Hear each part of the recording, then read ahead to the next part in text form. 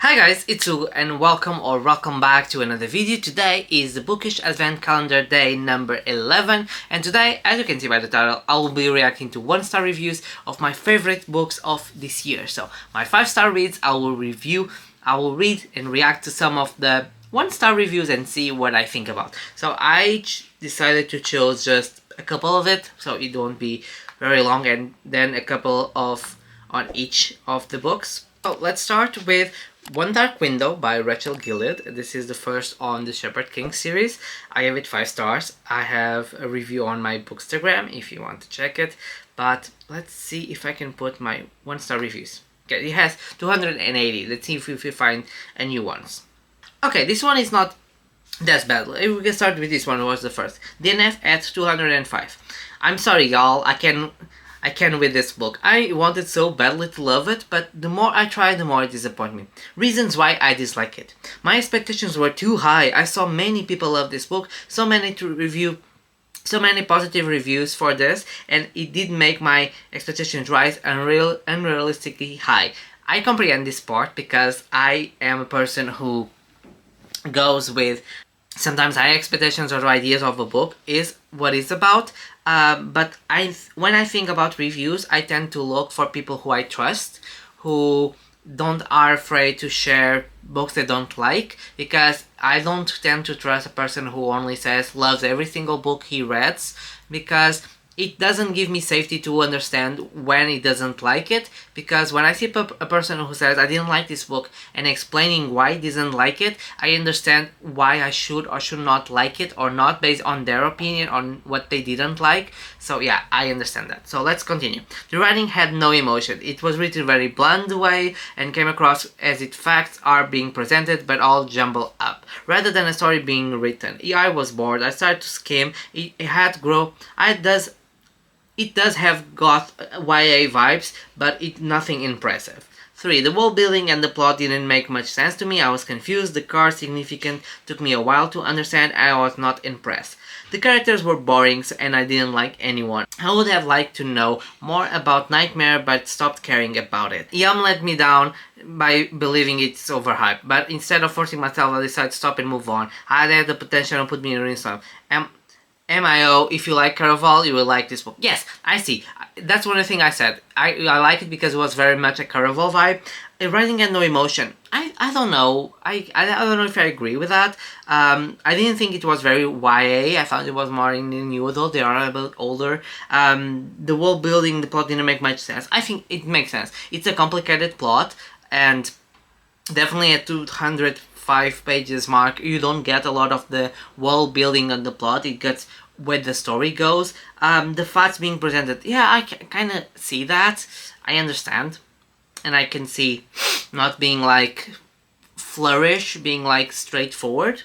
The characters are boring. I didn't consider boring. I think Nightmare, I agree. Nightmare is the most interesting character of the book, and one I'm out. But I like the main character and the main love interest. I thought their dynamics very interesting, and I really like the other ones. So yeah, but it was a fact. So let's choose another one. I want more steaming. As someone who adores The Highwayman, who memorized the entire poem when she was 8 years old, can still reel it off, this is very disappointing. Honestly, this book is just so boring. The descriptions are so bland. The cover and the blur give the impression that it's an atmospheric, perhaps even slightly creepy novel, steeped in violence and magic and romance, but everything is described in such flat terms that it's totally failed to hold my interest. DNF'd about 10%. It's a writing style choice, so yeah, I can see. You know, it's not bad, because I don't care about writing when it's bland or not. I don't tend to look at it. I tend to look at the whole picture, and I actually don't remember. I remember because I'm listening to the other book, and it's different when you are listening to reading it. I don't know. I was interested in listening, so I thought it was very atmospheric. I had the feeling, especially in the forest scenes, but she was 10%. 10% didn't feel the atmosphere. Okay, way too much repetition in this book, aka the main guy had always had a smile tugging at his face, like a freak maniac, and the Nightmare's voice was always sleek with oil. The oil voice was mentioned, I think, over 30 times. I feel like I was trying I was drinking vegetable oil or something and I wanted to die. Every character lacked development and personality, and I can tell you 2 things about the setting: mists and trees. That is all. I guess this book was completely useless. I learned the name of, I don't know how to say this name, 3 species. Yeah, okay. Yes, the setting is much more forest and mists, yes, and the balls, but I don't remember being that repetitive, but I want to see something. I want to see if this person, I'm not sure, but I want to see if this person read a book that I've read that says like, I don't think the person reads romance, because if, I was trying to see if they read this, he has to read The Spanish Love Deception, and if she hated, it's she, I will believe, because of the name, but if this person hates repetitive, the Spanish Love Deception is, he's tall, he has blue eyes, he has a deep voice. He's tall, he has blue eyes, he has deep voice. So she would hate that part, because it will be definitely the same. Okay, this one says, I'm trying so hard to understand the rating of this book and why it's so loved, but I genuinely can't. It's bad, it's poorly written, it's just a waste of time. I think these reviews that attack like, I don't understand, it's just bad, it's bad. Okay, it can be bad, it's relative, it's bad, why? And that's the thing. That's why I don't like reviews, because, imagine, it's bad, it's bad, it's, okay, you can say that it's bad, it's poorly written, it's okay, but it's a waste of time, it's bad, why? Just because it's poorly written, you didn't like the setting, you didn't like the characters, you know, it doesn't develop as much, like, and then the person gives an example. Verse 13 by Margaret Ronson has possessed Irene trope and has an amazing gothic atmospheric that involves you and gets in the world and everything when Darwin was supposed to be. If you're looking for something else to type this vibe, read this one instead. I haven't read verse 13, so it will be unfair. I know the author, but I don't know. The bad, it depends. Like, for me it was the vibe of Caraval, and it gave me the Caraval vibes and the Erwin, and I like the way the nightmare was done. See, a person who says like this and then gives 5 stars to Spanish Love Deception, I'm like, really? Main part of One Dark Window is people don't like it because it's bland or it's poorly written. Okay, this one I have to say. Okay, it's too big, but I'll just say like the first part, which is DNF 61%. Evil Captain Planet / Card Captor Sakura just didn't for me. So I was like, Capture is hard card. Yeah, it's kind of Card Captor Sakura, like, So let's move to another book, and this one is For Aunties and a Wedding by Jessica Susanto. I love this book. The audiobook is just amazing. One of my favorites, and I love the first one. I listened to the second, I still love it. So let's go to see the reviews. Okay, the first one is, as a proud owner of 4 editions of Tale A for Aunties, no one is more disappointed by a less than stellar experience with the sequel than me, truly. I try not to pit this book against each other, but since there are installments within the same series, I have to say For Aunties and a Wedding have failed to deliver the same charm, feel-good antics, and laugh-out-loud humor than the first book in space. I don't agree. I laugh the same way. I laugh in a hurry because I already knew the aunties, I already knew what they go against each other, so I laugh the same way. For me, it was like, I had the same experience. Even with the solving all the ensemble of logic and common sense, the plot was held together by a very, very, very feels me thread. Try as I might learn it into its absurdity, I just couldn't do it. And on top of that, it was incredibly difficult to find humor in this family chaos where there was an underlying currently melancholy throughout the book. I didn't thought it was melancholy. It was melancholy in some moments, but I don't think it was like a moment on all books. So yeah, I don't agree with us. It's one thing for shenanigans to happen at your client's wedding, but everything to disaster implode on a husband for most of your wedding, it's not funny, it sounds absolutely miserable, and all I could focus on how bad I felt for Maddie and how essentially what I felt for Nate. Yes, that's the thing, we felt bad for them, and I felt bad for Maddie and for Nate and for her not enjoy the wedding, but how could you say like, oh, one thing is to implode on another, but she was... No, it's the same thing. It's the same like idea of something will ruin your big event and you have a lot of people, so you cannot just hide things. Yeah, I cannot think, because the humor was there, the charm was there, everything that I like about the first one was there, like the comedy, the craziness, other level experience. Everything was there for me. I cannot agree. No.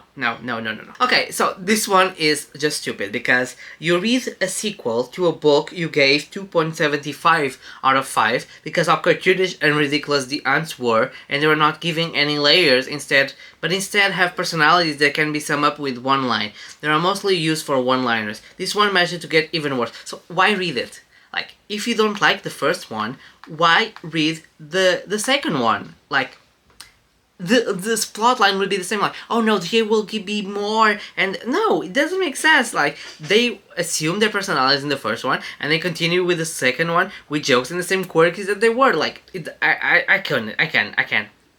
No. And this was not good. So Sustento went in and not only decided to repeat the previous book formula, but notch things up even more. The result is completely over the top and definitely not funny. I found super funny. And I thought that the formula worked on the first one, will work on this one because it's a formula that works and make people laugh. So I understand that. So the problem is, how can Maddie repeatedly forget it's her wedding day? And that she's wearing her beautiful wedding gown. It's not like you must not have problems in your mind, because sometimes I forgot about those things. I'm doing this. I'm actually doing it. Like, she was helping, trying to catch a killer and not get caught by the mafia. So of course she forgot she was a wedding. Like, I'm doing this because I'm running fast and forward in the dress, and I'm like, fuck, I'm on the dress. Fuck, I'm on my wedding. I cannot do this. So yeah, she's stressed out. And when people stress out, they don't think straight. That's the thing. In each planet, would the groom act or relax and accepting when his bride, in this case wife, keeps disappearing from the venue and is acting completely out of character? The answer is no one for this one, planet Nathan, because that's what he does. Like, he knows her family is quirky, and he knows their aunties have their own personalities, and he knows how to deal with them for after a year of dating or more, and they know what happened in the first one, so at least he will be suspicious. And he asked, but he was also, like, trying to appease his parents, trying to, I think this is one of what makes more sense, because but he's a person who's very chill, so he's not a person who will get very anxious or very, like, against people, so I understand that. But, I'll let that pass. How come that no one Maddie realized that they are causing her grief when her wedding day? Her mother and aunt are supposed to be loud and eccentric. Why don't they keep on making things harder by constantly talking about killing someone? There's a point when they sound like completely psychopath and so yes, and that's what funny, because on the first one they were like, okay, and then they turn out and she's like, when did you become psychopath? It was after the first one. Now you are trying to kill everyone. Like, but the grief, like, even if they, like, they know they are eccentric, and she knows they are eccentric, and they know. Remember the ad piece that they have, like, she cannot tell them because they're gonna be mad, so they are oblivious on that point. They did that on the first one, and another scene, so, when talking, like, and she said, like, a couple of times, please do not talk like this in front of Nathan's parents, please do not do this, and they continue to say, like, so I think there's just their personalities that it's a part of the culture that you just don't say that. Let's move to 13, which is a thriller by Stephen Kavanaugh, one that I really love this year. So, and a lot of people love it. It has only 400 negative reviews. 1 star. Stop it! Oh my god, stop it! Super secretive law firm doesn't find bugs in their most secret rooms. I hate supervillains. I hate them magical always being in the right place every time. I hate there being omniscient. It's lazy writing. Bite me, Covenant. I'm Han. I have wasted 2 hours of my life. Like, if you read this in 2 hours, you are amazing, because the book is not small. Almost 400 pages. And even the most security things have bugs. And could have bugs. That's why they are super hackers and things like that. Like banks. Remember that banks were, like, hacked and things like that. So nothing is totally secured. And, like, they're always magical being in the right place and right time.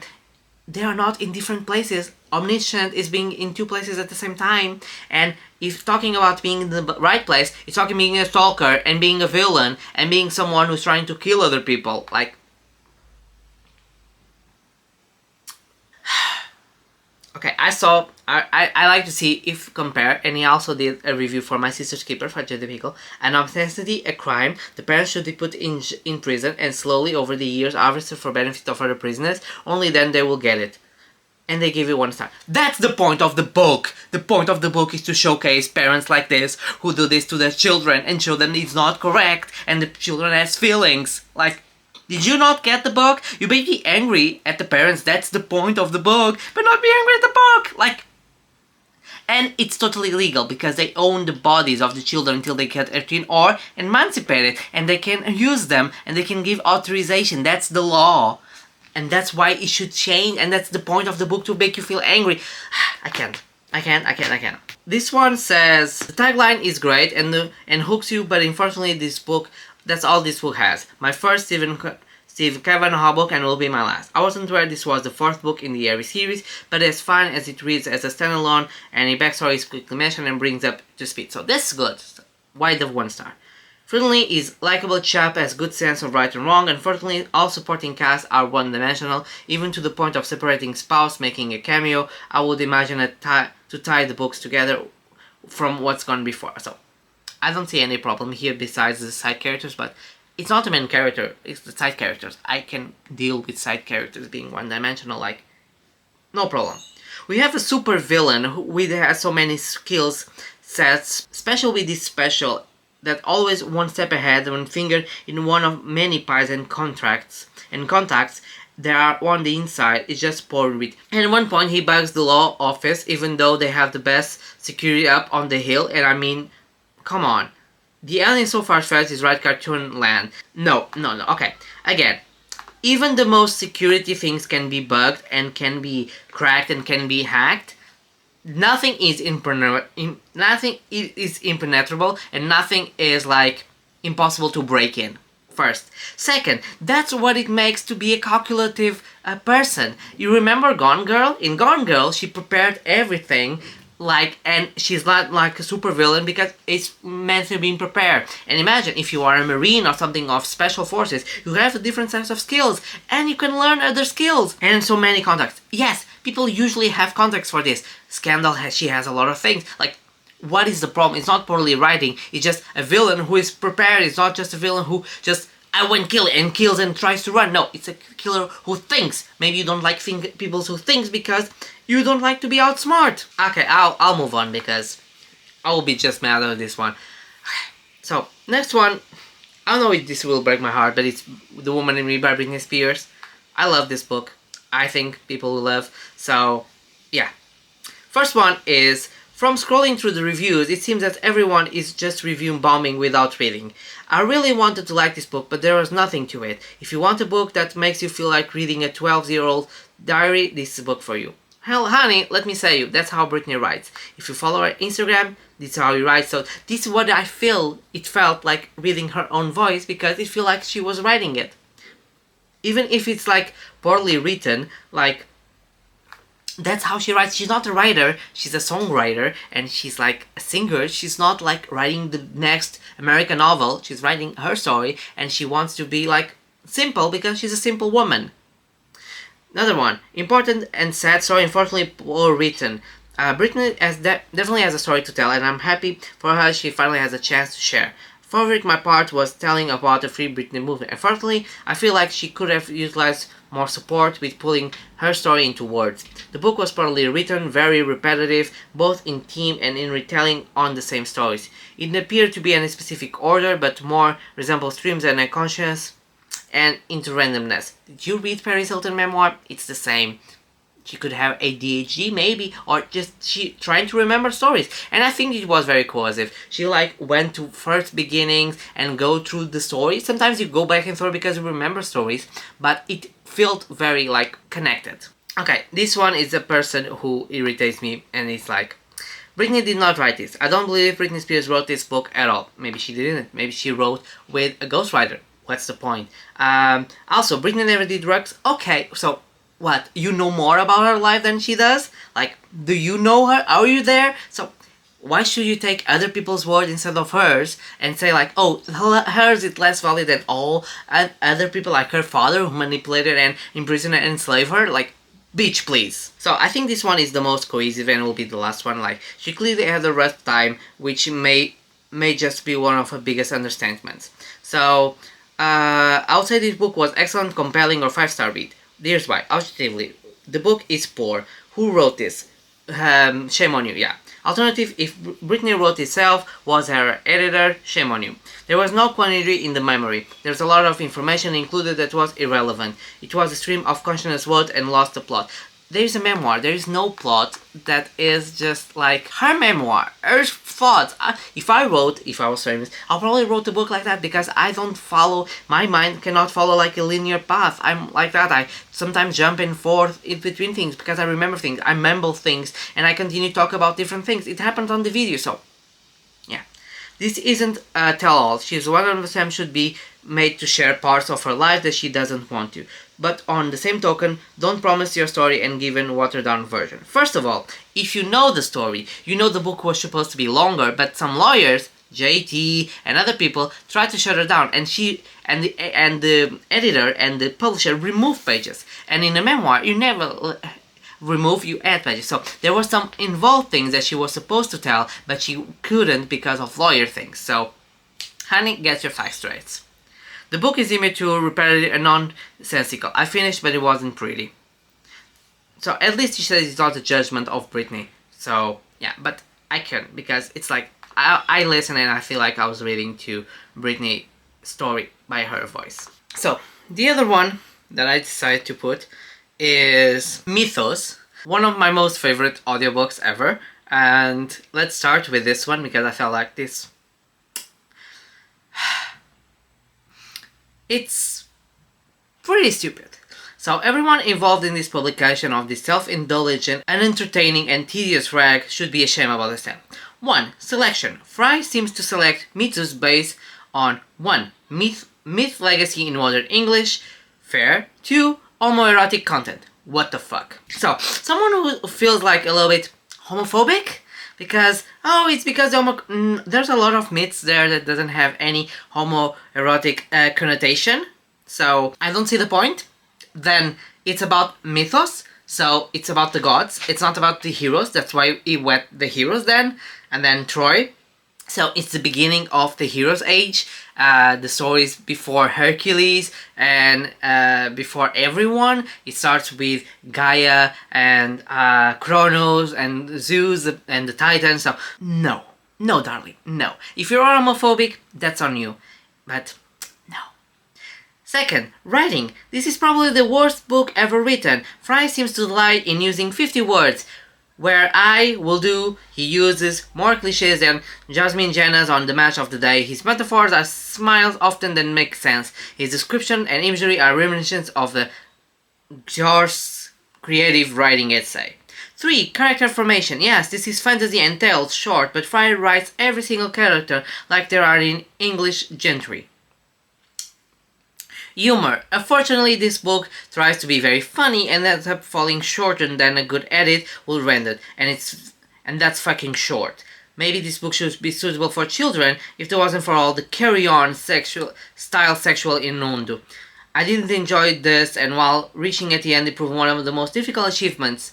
Save time, read Wikipedia. Well, in Wikipedia we'll find also the sex part, so if you're homophobic, that's on you. And the book is super funny, so we don't know what you're talking about. This one says, there is a great quote that encapsulates Stephen Fry and his book. Stephen Fry is a stupid person's idea of what smart person is.